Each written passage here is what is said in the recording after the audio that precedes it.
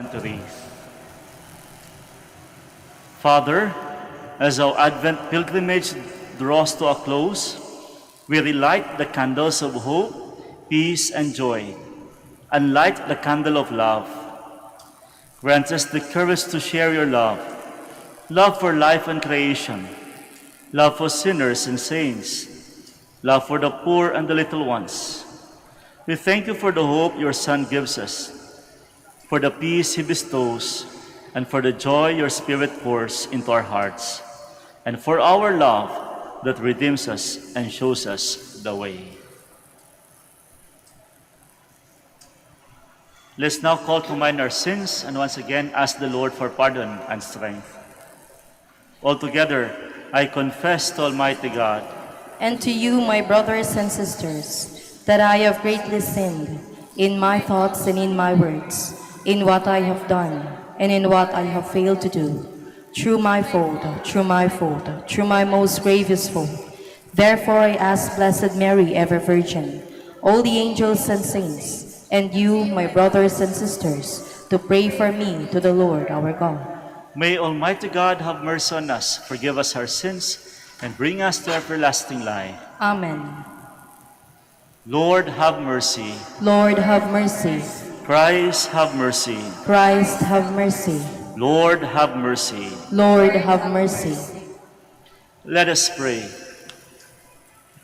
Pour forth, we beseech you, O Lord, your grace into our hearts, that we, to whom the incarnation of Christ, your Son, was made known by the message of an angel, may by his passion and cross be brought to the glory of his resurrection, who lives and reigns with you in the unity of the Holy Spirit, God, forever and ever. Amen. Please be seated.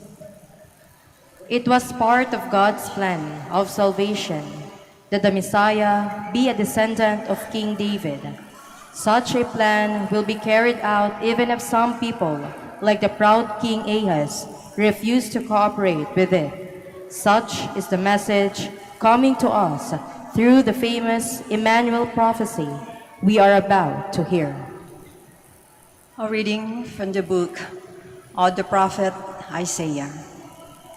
The Lord spoke to Ahaz, saying, "Ask for a sign from the Lord your God. Let it be deep as the netherworld, or high as the sky." But Ahaz answered, "I will not ask. I will not tempt the Lord." Then Isaiah said, "Listen, O house of David, is it not enough for you to weary people? Must you also weary my God? Therefore, the Lord himself will give you this sign. The virgin shall conceive and bear a son, and shall name him Emmanuel." The word of the Lord. Thanks be to God. Let the Lord enter, he is King of glory. Let the Lord enter, he is King of glory. The Lord's are the earth and its fullness, the world and those who dwell in it. For he founded it upon the seas and established it upon the rivers. Let the Lord enter, he is King of glory. Who can ascend the mountain of the Lord, or who may stand in his holy place? One whose hands are sinless, whose heart is clean, who desires not what is vain. Let the Lord enter, he is King of glory. He shall receive a blessing from the Lord, a reward from God his Savior. Such is the race that seeks for him, that seeks the face of the God of Jacob. Let the Lord enter, His King of glory. The descent of the Messiah from King David was also emphasized by the Apostle Paul as we gather from these opening sentences of his letter to the Romans. A reading from the beginning of the letter of St. Paul to the Romans. Paul, a slave of Christ Jesus, called to be an apostle and set apart for the gospel of God, which he promised previously through his prophets in the Holy Scriptures, the gospel about his Son, descended from David according to the flesh, but established a Son of God in power, according to the Spirit of holiness, through resurrection from the dead, Jesus Christ our Lord. Through him we have received the grace of apostleship to bring about the obedience of faith for the sake of his name among all the Gentiles, among whom are you also, who are called to belong to Jesus Christ.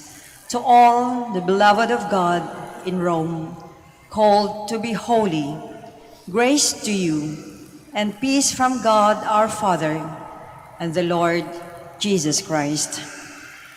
The word of the Lord. Thanks be to God. Please stand.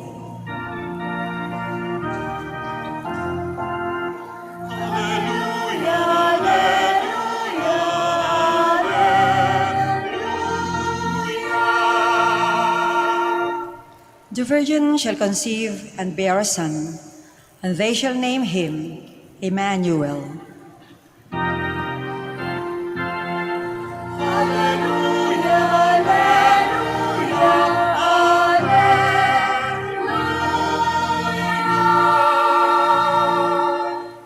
The Lord be with you. And with your spirit. A reading from the Holy Gospel according to Matthew.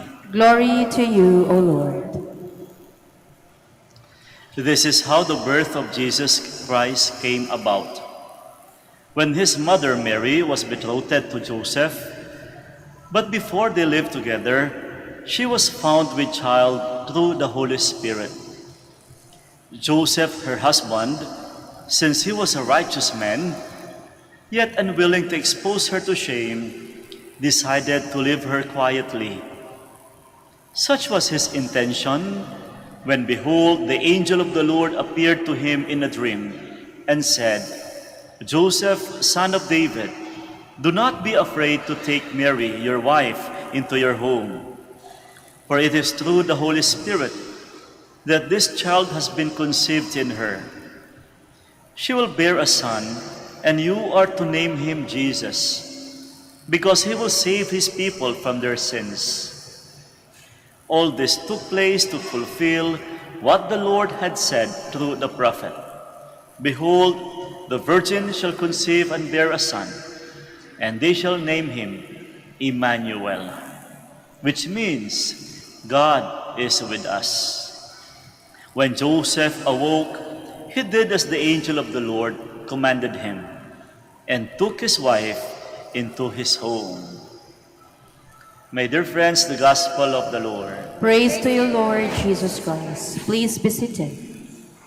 We are now on the 4th Sunday of Advent. Sino bang mag-ahalang ganun po kabilis? Nasa pang-apat na Advento na uli agad tayo. And the candle symbolize the candle of love. Kung babalikan po natin, hope, peace, joy, then love. Pansin nyo, naalala nyo last week, color rose po yung damit, representing about joy. And this time, back to violet, ibig sabihin naman, it's the Sunday of love. And if there is one of the greatest gift of love that we ever receive, it's the gift of Jesus Christ. And this is the gospel today, talks about the highlight of the gift of Jesus Christ, that in our preparation for this season of Advent, we will definitely receive something, a gift of love from God. And that is none other than the gift of our Lord Jesus Christ. And the presence of Jesus Christ in our midst symbolize that God is with us. Tatandaan ho natin kung meron pong isang napakalalim na theology na dahilan ng ating pagdiriwang sa panahon ng Adbyento, ito po yung tinatawag nating pagkakaroon ng katawang tao ng Diyos.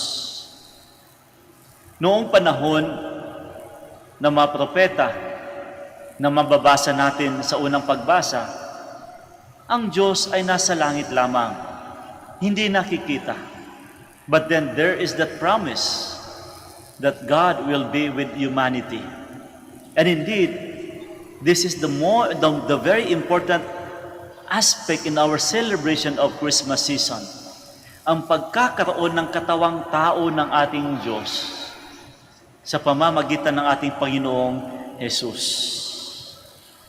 At ang kanyang presensya po dito sa sangkatauhan ay nangangahulugan po that God is with us.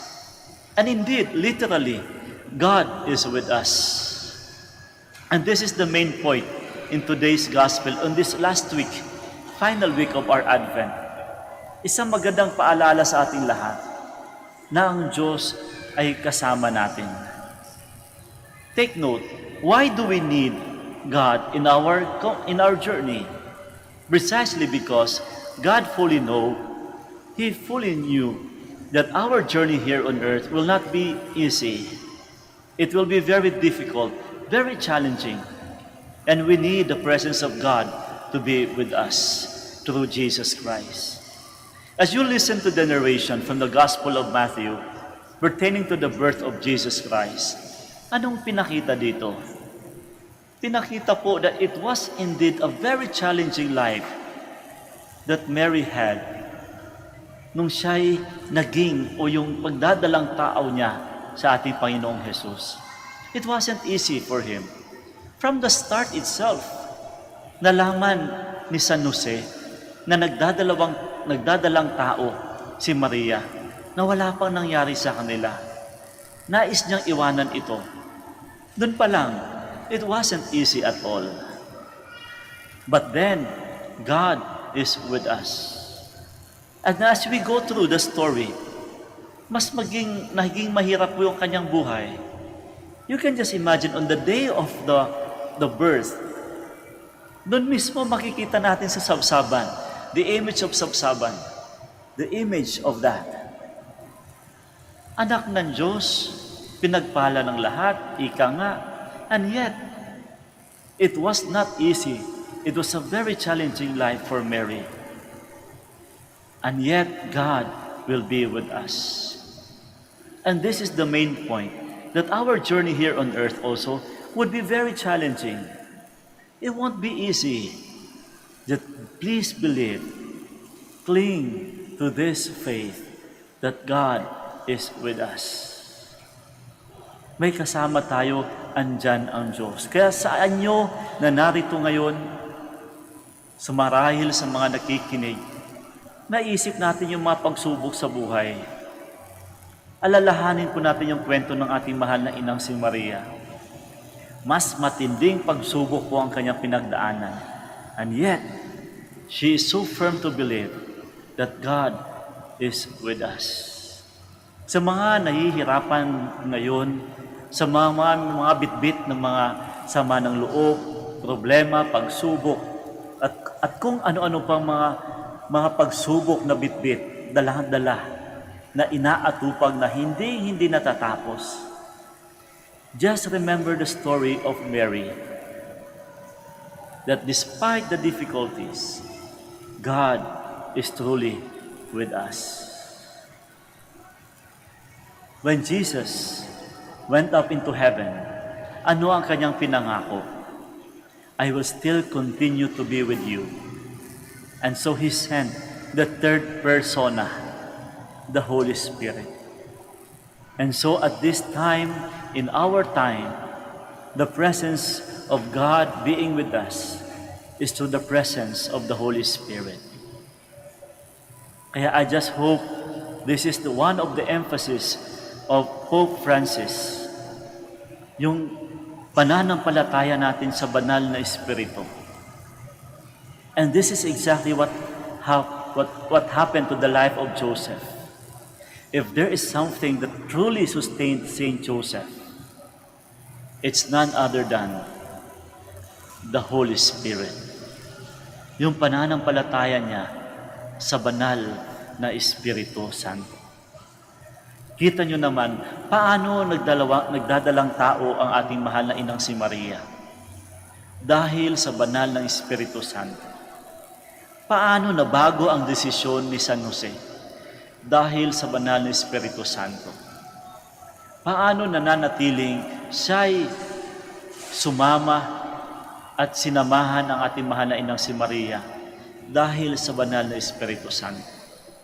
Paano nabuo ang kanyang kalooban dahil sa banal na Espiritu Santo? Paano nabuo ang kanyang pag-iisip na mananatili siya habang buhay? Banal na Espiritu Santo. And I just hope, my dear friends, in all the things that we do, in moments that we think we need intervention, let us pray to the Holy Spirit. Kapag tayo nalilito, nagdadalawang isip, hindi alam kung anong gagawin, manalangin tayo sa banal na Espiritu Santo. Kung kinakailangan natin ng enlightenment, kinakailangan natin ng desisyon, tapat at nararapat at tapat sa kagustuhan ng Diyos, manalangin tayo sa banal na Espiritu Santo. As we continue to prepare for the solemnity of the birth of Jesus, my dear friends, let us continue to seek for the enlightenment, for the intervention of the Holy Spirit in all the things that we do, in the words that we will say, the things that we will perform, and even in all the decisions that we will eventually make. Let us pray always for the gift of the Holy Spirit, for truly God is with us.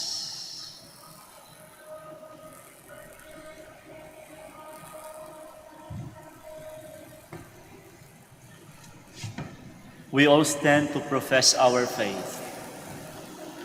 I believe in one God, The the Father Father Almighty, maker of heaven and earth, of all things visible and invisible.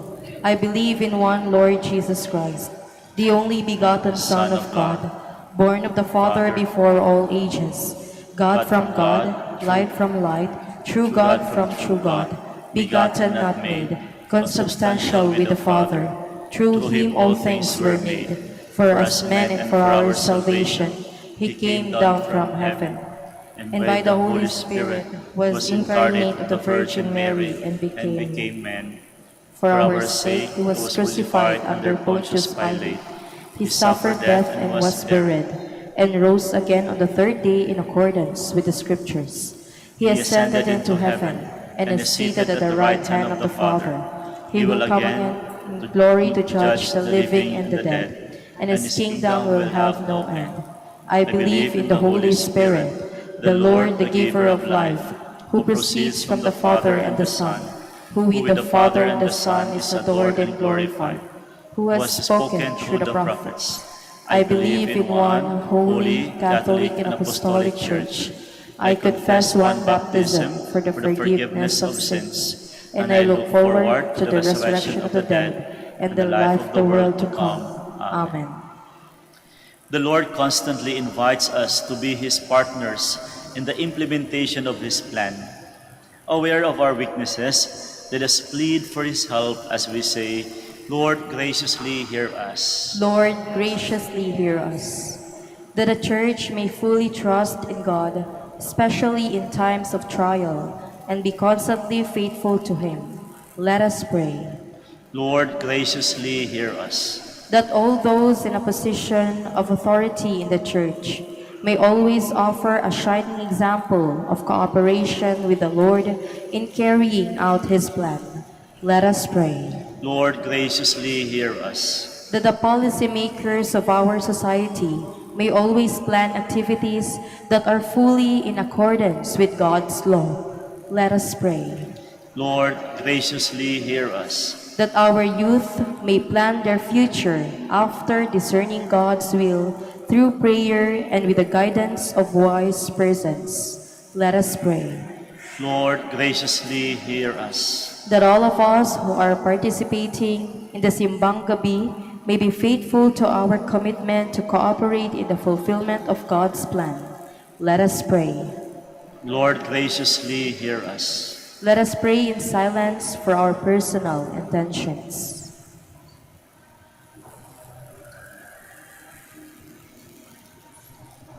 Let us pray. Lord, graciously hear us. Lord God, grant us the grace to imitate the example of Saint Joseph and make our lives a faithful instrument of your plan. You who live and reign forever and ever. Amen. Please be seated.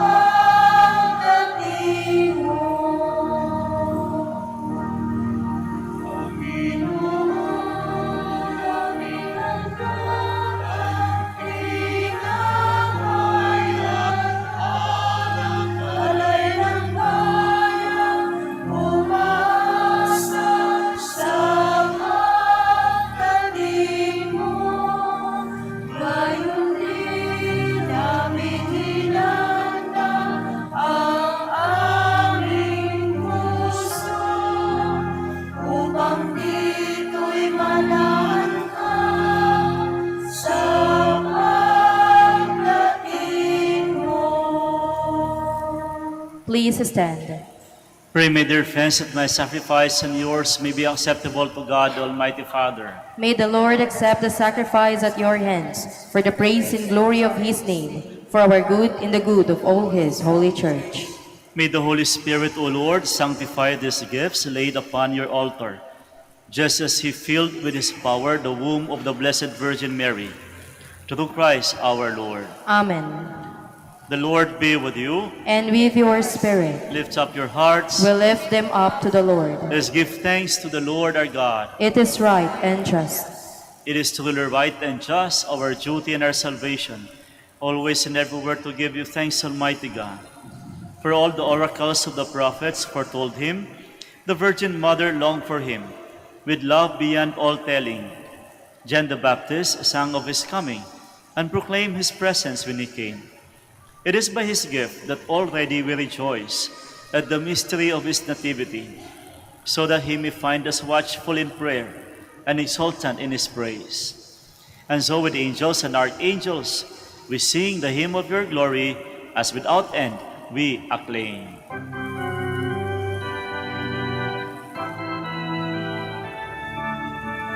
Santo, Santo, Santo, Panginoong Diyos ng mga hukbo, namumuno ang langit at lupa ng kadakilaan mo.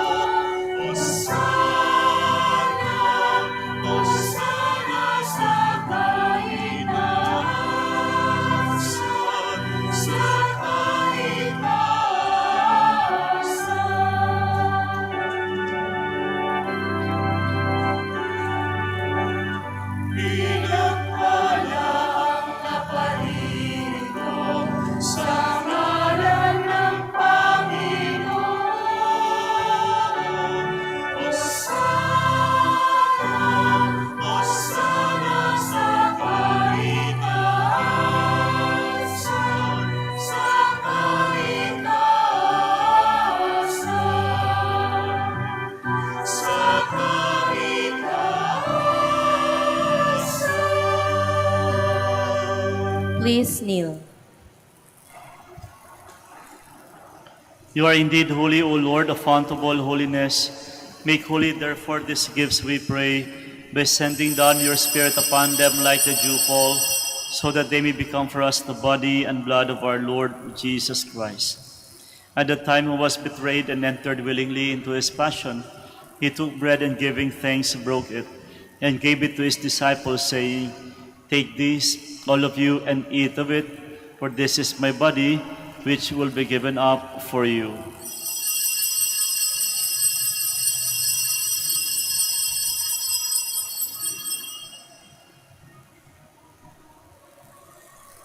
In a similar way, when supper was ended, he took the chalice, and once more giving thanks, he gave it to his disciples, saying, "Take this, all of you, and drink from it, for this is the chalice of my blood, the blood of the new and eternal covenant, which will be poured out for you and for many for the forgiveness of sins. Do this in memory of me."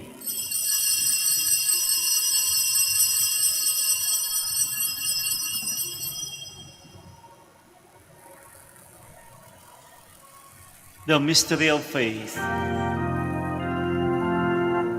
When we eat this bread and drink this cup, we proclaim your death, O Lord, until you come again. Therefore, as we celebrate the memorial of his death and resurrection, we offer you, Lord, the bread of life and the chalice of salvation, giving thanks that you have held us worthy to be in your presence and minister to you. Humbly we pray that partaking of the body and blood of Christ, we may be gathered into one by the Holy Spirit. Remember, Lord, your church spread throughout the world and bring her to the fullness of charity, together with Francis our Pope, Socrates our Bishop, and all the clergy. Remember also our brothers and sisters who have fallen asleep in the hope of the resurrection, and all who have died in your mercy, welcome them into the light of your face. Have mercy on us all, we pray, that with the Blessed Virgin Mary, the Mother of God, Saint Joseph, her spouse, with the blessed apostles, and all the saints who please you throughout the ages, we may merit to be co-heirs to eternal life, and may praise and glorify you through your Son, Jesus Christ. Through him, and with him, and in him, O God, Almighty Father, in the unity of the Holy Spirit, all glory and honor is yours, forever and ever.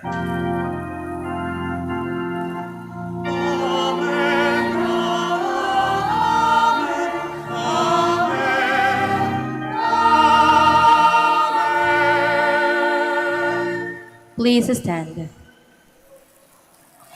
At the Savior's command, informed by divine teaching, we dare to say,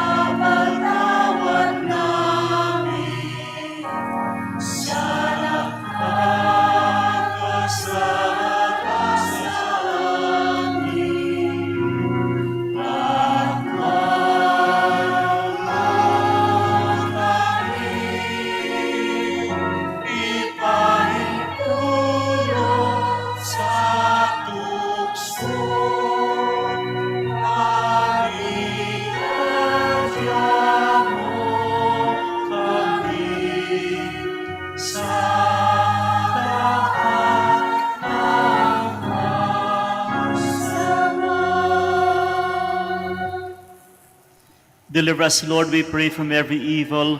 Graciously grant peace in our days, that by the help of your mercy we may be always free from sin and safe from all distress as we await the blessed hope, the coming of our Savior Jesus Christ. For the kingdom, the power, and the glory are yours, now and forever. Lord Jesus Christ, who said to your apostles, "Peace I leave you, my peace I give you," look not on our sins but on the faith of your church, and graciously grant her peace and unity in accordance with your will, who live and reign forever and ever. Amen. The peace of the Lord be with you always. And with your spirit. And now let us offer each other the sign of peace. Peace be with you all.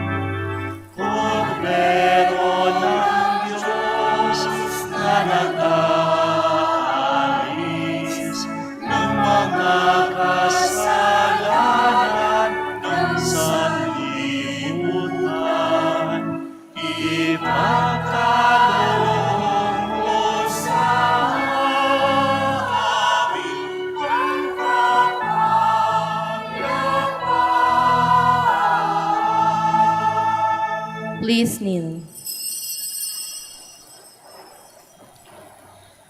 Behold the Lamb of God. Behold him who takes away the sins of the world. Blessed are those called to the supper of the Lamb. Lord, I am not worthy that you should enter under my roof, but only say the word, and my soul shall be healed.